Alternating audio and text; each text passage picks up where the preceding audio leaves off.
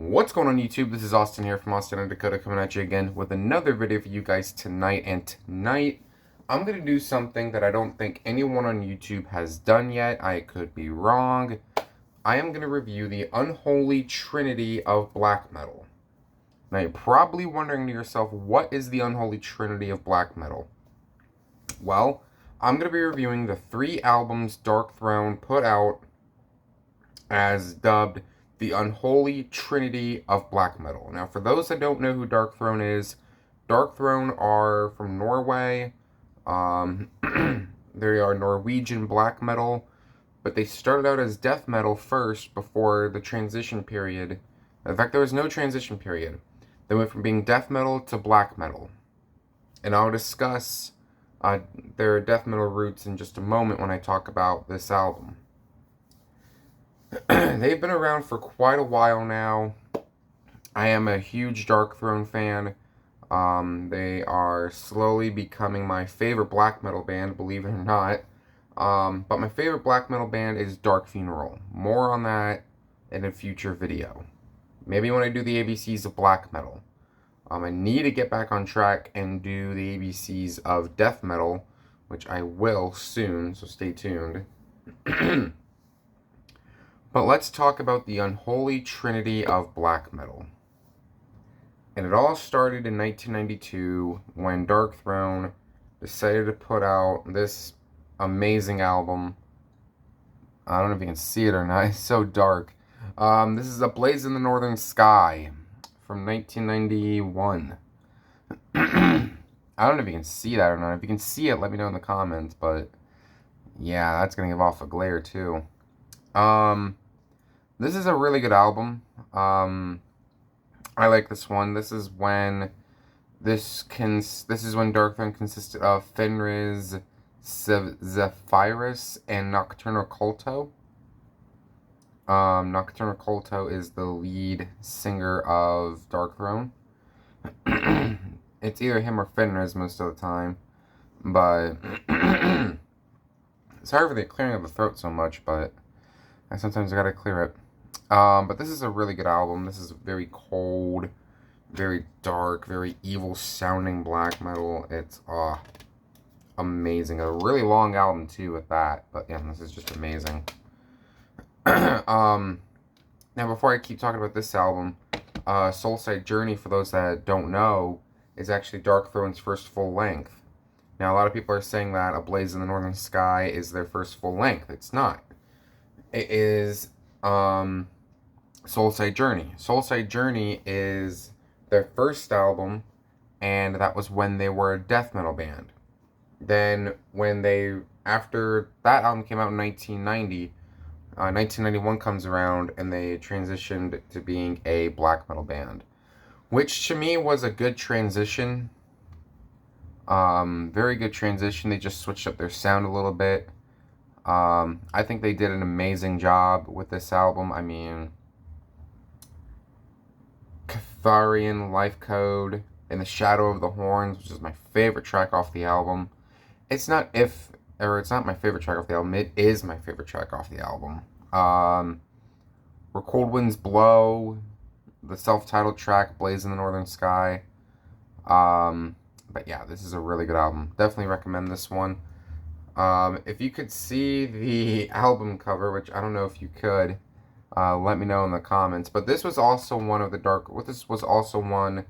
Darkthrone album I've been really wanting to get, and I'm so happy I finally got it. And then fast forward to, I believe, 93. Yep.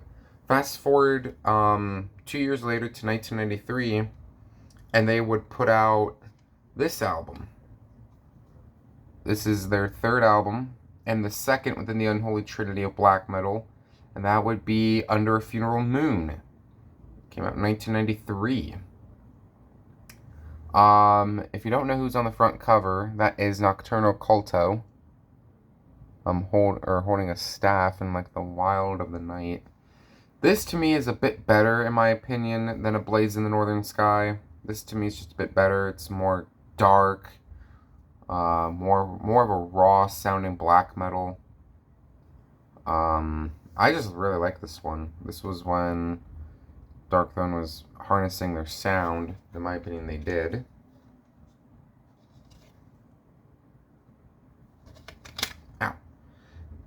This was unfortunate. This was actually the last album to feature Sevirus on guitar, on lead guitar. But yeah, this is just amazing. This, to me, like I said, is a bit better than A Blaze in the Northern Sky.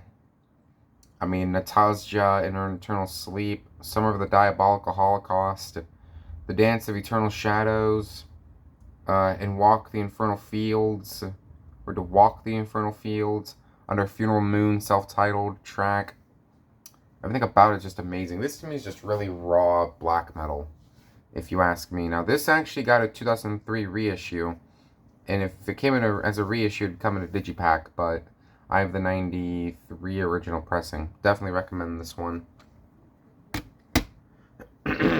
Now, on to the third and final album in the Unholy Trinity of black metal.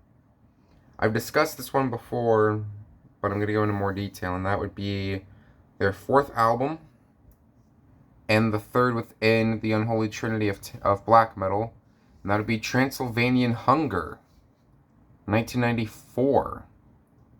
Out of the Unholy Trinity of black metal, this is my favorite one.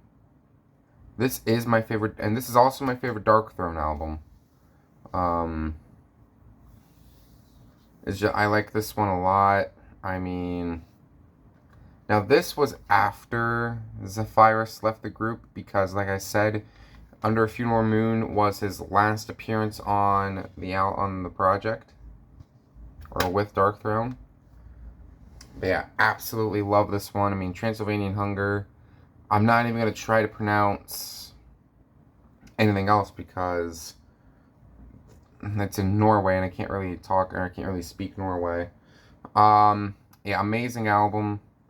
I mean, one part, the lyrics are wrote by Fenriz, the other part wrote by Varg Vikernes.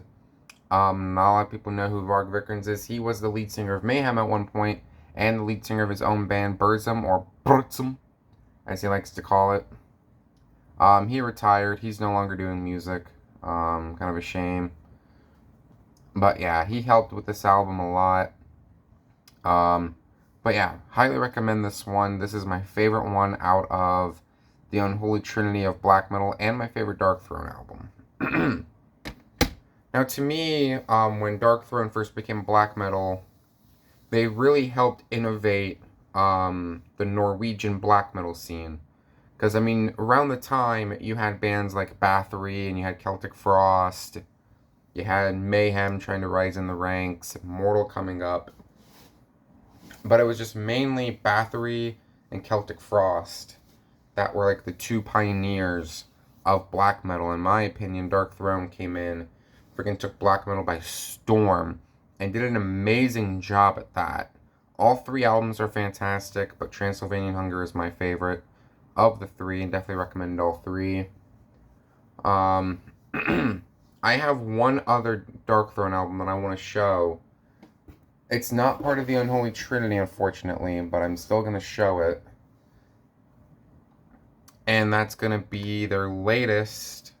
And like I said, this album's not part of the Unholy Trinity of black metal. This is completely a separate album. It'd be this album right here, Astral Fortress, that came out in 2022. This to me was a very underrated release, and to me it's one of Darkthrone's comeback albums. I really wish they were doing more stuff. Kind of a shame that they're not. I haven't heard anything else. I mean, unless they decide to do something else. This album is more of an atmosphere it's more atmospheric black metal and then the first three albums are when they did black metal, so Blaze, Under a Funeral Moon, Transylvanian Hunger. To me, those had more of a raw kind of sounding black metal. This had an atmosphere sounding black metal to it, and I personally really liked it. This was a really good album that came out in 2022. And I'll go and say now, this was my favorite black metal album of 2022. Like I said, not part of the Unholy Trinity, but I just thought I'd throw it in there just to show you guys how big of a Darkthrone fan I am. So that's it, guys. That is my review of the Unholy Trinity of black metal. If you guys enjoyed, please like, comment, and subscribe down below. Be sure you hit the bell notification as well, so that way you don't miss any more videos like this in the near future. We are getting really, really close to the 300 subscriber. So if you haven't done so already, hit that subscribe button, get us to 300 subscribers. Thank you guys very much for watching, and I will see you guys in the next video.